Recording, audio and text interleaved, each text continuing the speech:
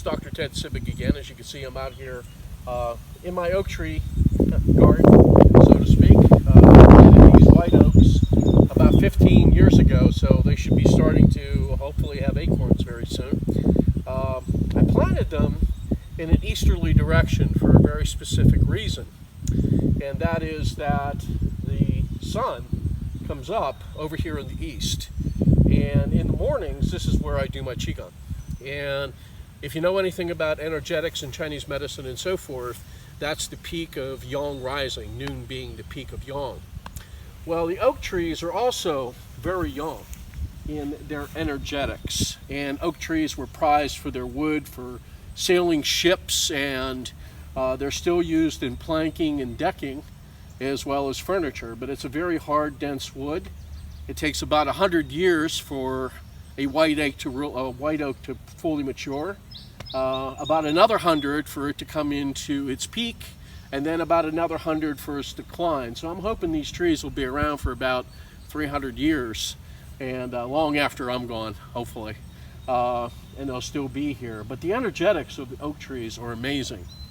And quite frankly, this is what I do before I go in and work out. I come out here and I go into basically an each one posture, and then I pull energy up through my feet into my lower dantian, or you could say into your core, or into the enteric nervous system, or the lower dantian, or whatever you want to call it, but it's still the same thing. It's the foundational primal power that we all have. All martial arts originate from the heart, or the lower dantian. That's where your power comes from. Whether you're punching or whether you're kicking, it comes from here. So what I do is I draw the energy from the earth up, pull it into my lower dantian. I pull the energy of the canopy of the trees into Baikui, the top of my head, and I also bring that down, and then I go lift. Then I go work out. I've gotten all of nature's elements. I've gotten the earth element, and I've gotten the heavenly element. I got the yang of the sun, and I've got the earth element of the trees coming in. And that's very important for building strength, power, and rejuvenation. And where it's even more important is yang is expansive, yang is growth. Yang is about healing and recuperation. And so every time I come out here and I charge with these oak trees, and I charge with the sun, and I charge with the earth, I'm healing. I'm building myself up before I go into the gym and tear myself down. And then I come back out here after I'm done, and I also recharge yet again. I only have to do it a couple minutes, because at that point my blood is flowing. You have vasodilation, you have a lot of the blood being pumped through the system, and obviously your veins and everything are standing out, but that means you're getting good circulation. What better time than to combine the aesthetics of powerlifting and weight training, or whatever kind of lifting that you do, strength training, and the energetics, because the two combined give a superior product, not only for longevity, but for recuperation and healing, and being able to get stronger as you get older. I'm Dr. Ted Sibick, and this is another 10-minute tip. Thank you.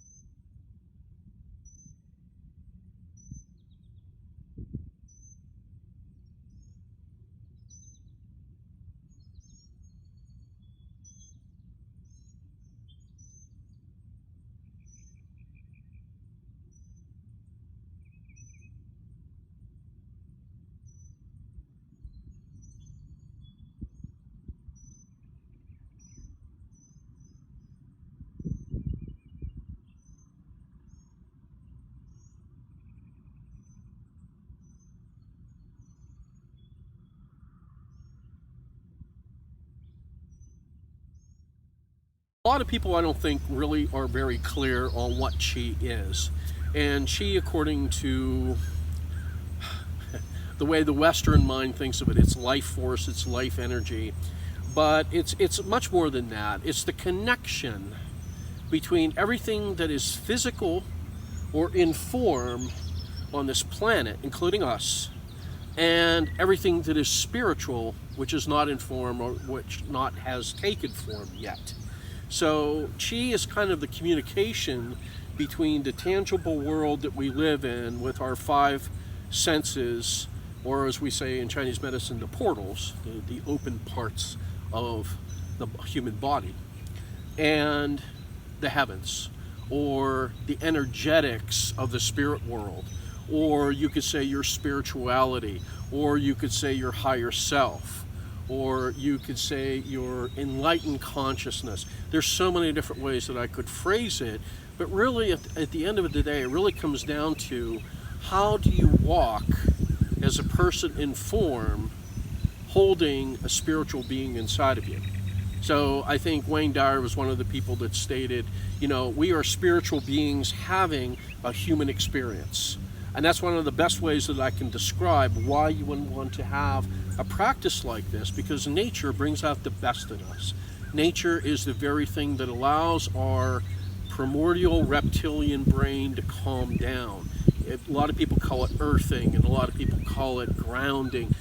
We're going to get into the differences of those much later in other podcasts, because there is a distinct difference, and I want you to be aware of it. But for right now, for intensive purposes, how I use my Qigong and my energy medicine practice to build a body that is stronger at age 60 than it was at age 30, this is one of the things that I do.